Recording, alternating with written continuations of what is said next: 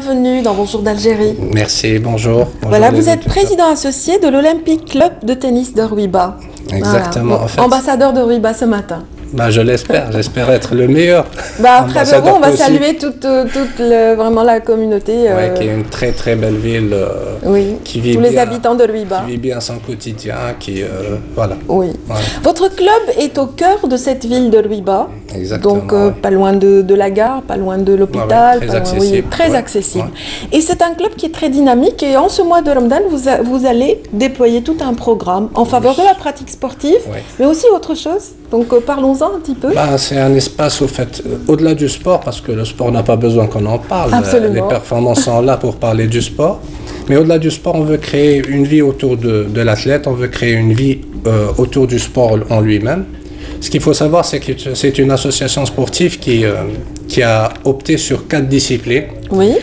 On aurait pu choisir le foot, mais le foot a ses adeptes en nombre suffisamment... Oui, il est défendu partout. Voilà, donc on a préféré défendre les sports, les parents pauvres du sport, que sont le tennis, l'athlétisme, le judo et le cyclisme. Oui. Voilà.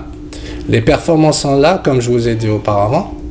Mais ce qui m'intéresse, moi, derrière tout ça, c'est de recréer un petit peu l'Algérie dans laquelle j'ai évolué. C'est une Algérie très, très épanouie, très prospère, très...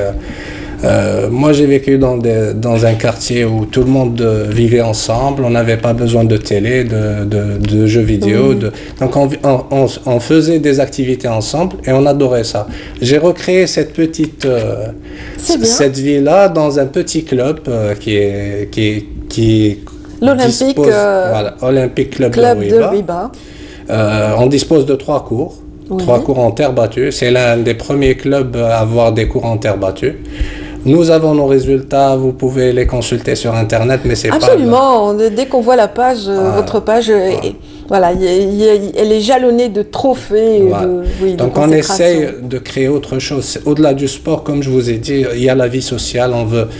On veut apprendre aux jeunes, aux enfants, aux plus jeunes, à vivre en communauté, à se détacher un petit peu de tout ce qui est virtuel, électronique, si vous me permettez l'expression, pour aller vers la vraie vie. Voilà.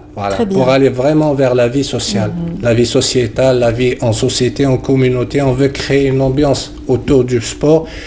On veut que les familles aient un espace d'expression.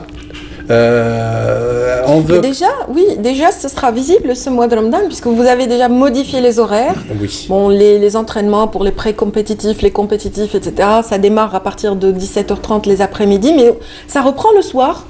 Oui. Voilà, plusieurs journées par semaine, notamment le mardi. Exactement, oui.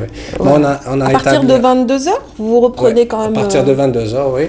Bon, avec une journée pour les parents, parce que moi je venais justement vers l'idée de rassembler ces enfants et leurs parents. Il y a une soirée où les parents peuvent pratiquer du sport en même temps que leurs enfants. C'est un concept, si je peux me permettre, inédit en quelque sorte, parce que en général, les clubs de tennis ont la fâcheuse réputation d'être des clubs très sélects, très... c'est faux, chez nous, ça n'existe pas. Chez nous, on veut déroger aux règles. Moi, je suis un anticonformiste, comme on dit. C'est bien. Moi, je veux que le tennis soit accessible à tout le monde, y compris j'enchaîne un petit peu aux trisomiques, aux handicapés. Je veux créer une ambiance où il fait bon vivre. Je veux recréer l'environnement dans lequel j'ai vécu jadis. Et vous comptez, le club compte quelques trisomiques justement qui pratiquent, on en avait 2. Qui pratiquent le tennis essentiellement. Voilà. Et on en avait 2, Islam et Racha. Déménagement oblige, ils ont dû quitter. J'espère qu'ils ont continué à pratiquer ailleurs.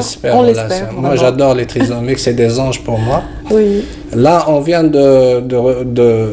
d'avoir une nouvelle athlète qui s'appelle Lina. C'est une petite princesse, très coquette, très... elle adore le tennis. C'est super. Vous dire, moi, ce qui m'a le plus choqué dans toute l'histoire, c'est qu'elle passait pendant 1 an, elle passait devant le club. Et elle avait cette idée, ce préjugé que le tennis ne lui était pas accessible. Exactement, voilà. Et un de ces jours, elle est rentrée, il y avait un petit spectacle, elle est rentrée. Bon, j'ai abordé son papa. D'ailleurs, il était avec moi hier. J'ai abordé son papa. Il m'a dit, pour Papa, elle adore le tennis. Alors, je lui ai dit, non, c'est accessible aux trisomiques, on en a eu déjà l'expérience. Et là, mais c'est au-delà de tout ça, on ne veut exclure personne. On veut, nos bras sont grands ouverts pour tout le monde. On veut pas d'exclusion. On veut un sport qui exclut n'a pas le mérite, ne peut pas subsister parce que c'est discriminatoire. C'est pas l'âme du sport, c'est pas du tout l'âme du sport. C'est autre chose. C'est au-delà de toute considération. C'est le partage, exactement, un travail d'équipe, soit avec le coach pour les sports individuels ou en collectivité pour les sports collectifs, bien sûr. Exactement. Et bien sûr, très bien la situation. Pour ce mois de Ramadan, vous lancez des soirées à thème en faveur des familles, mais aussi de nombreuses œuvres caritatives vont suivre. Exactement, oui. Bon, on vient d'en organiser une en faveur en association avec l'association Kaf El Yatim. Oui. J'espère que ce sera une tradition. En tout cas, on va tout faire pour que ce soit une tradition. Oui. C'est de concert avec... Kaf El Yatim, c'est pour les personnes nécessiteuses, les orphelins essentiellement. Qui sont dans des centres, placés dans des centres, et les orphelins qui sont placés dans des familles d'accueil, les nécessiteux. Nous, on vise les enfants beaucoup plus parce que les adultes, maintenant, ils se prennent en charge. Mais il y a beaucoup de nécessiteux, beaucoup de malheureux dans ce bas monde, auquel on voudrait, à une échelle infime, mais que j'espère... Mais c'est bien, c'est une pierre, et avec une autre, et ça finit par construire un mur. Moi, je tire mon concept d'une théorie chinoise qui dit qu'un battement d'aile de papillon, quelque part, peut créer une tornade, un ouragan ailleurs. Donc, c'est une métaphore beaucoup plus poétique que les pierres. Exact. Les Chinois ont été beaucoup plus loin que moi. Ouais. Restez.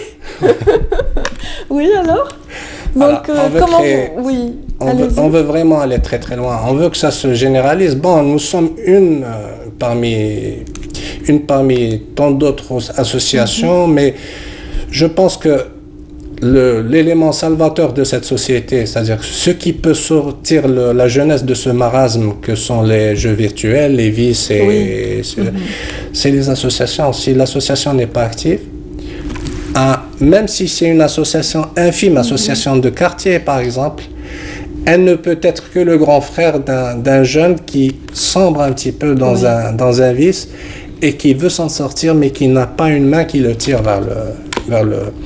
Nous voulons que les associations fassent leur travail. Et vous offrez un espace propice justement aux activités, aux rencontres et au partage. Donc c'est très bien. Le club est vraiment propice à cela. Ouais. On veut que ce soit le vivre ensemble. Nous, notre devise, c'est le vivre ensemble. On fait des trucs de volontariat, des actions de volontariat.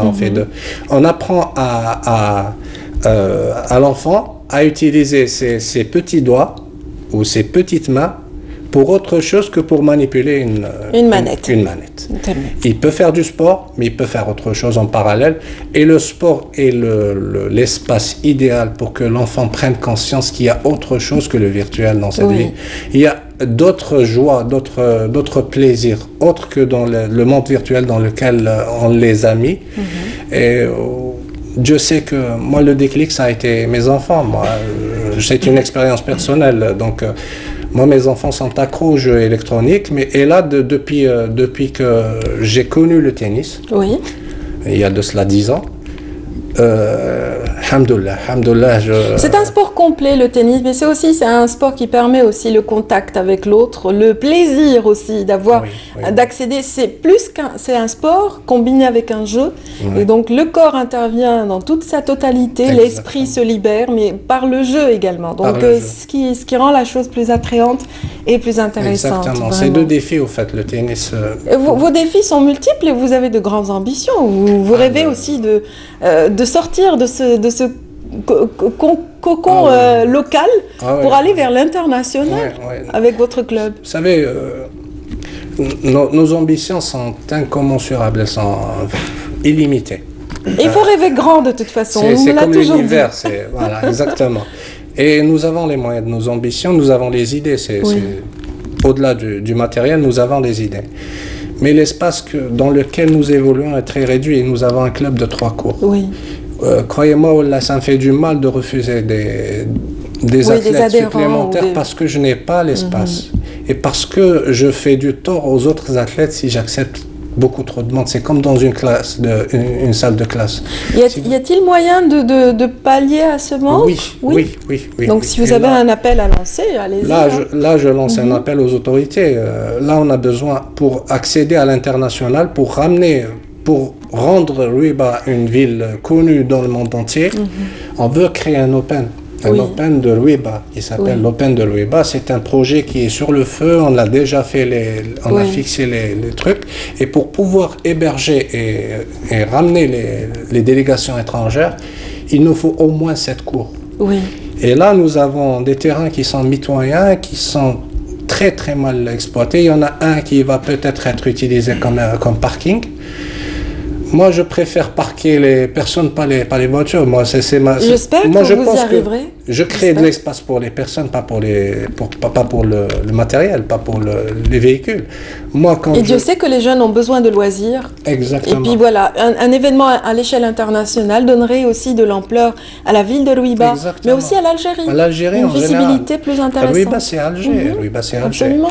Mais là, je ne sais pas, bon, les autorités avec toutes les bonnes volontés, mais je pense que ça bloque quelque part, le message bloque quelque part, et il faudrait que ce quelque part soit... Espérons que votre appel trouvera écho auprès de toutes ces autorités. Je l'espère du fond du cœur. Et j'espère qu'il y aura quand même une réaction en faveur des jeunes de Rouiba. Je l'espère. Pour la création d'une extension. Pour les familles de Rouiba, surtout, qui en ont grandement besoin. Très bien. Je vais peut-être anticiper. Oui, on va peut-être clore sur ce mot. Oui, nous organisons des soirées thématiques, comme vous dites.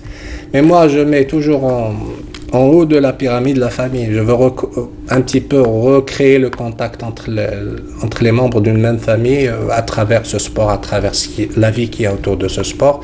Je voudrais vous remercier. Vraiment, moi, je suis venu avec un track à la hauteur de mes ambitions. Et là, je me retrouve en famille. En famille avec nous, dans Bonjour d'Algérie. Je ne suis pas dépaysé. Mais vous serez le bienvenu pour annoncer vos nouveautés pour l'Olympique Club de tennis de Rouiba. Enfin, l'Olympique Club de Rouiba, de manière générale, avec toutes ces disciplines, notamment le tennis. Merci Amine Boudjeleb de nous avoir accompagnés en cette matinée. J'ai été honoré. Ramadan Karim. Merci. Et bonne continuation pour toutes ces actions. Merci. Moi, je vous invite à faire un cap sur Béjaïa avec les téléspectateurs qui nous suivent en cette matinée. Avec notre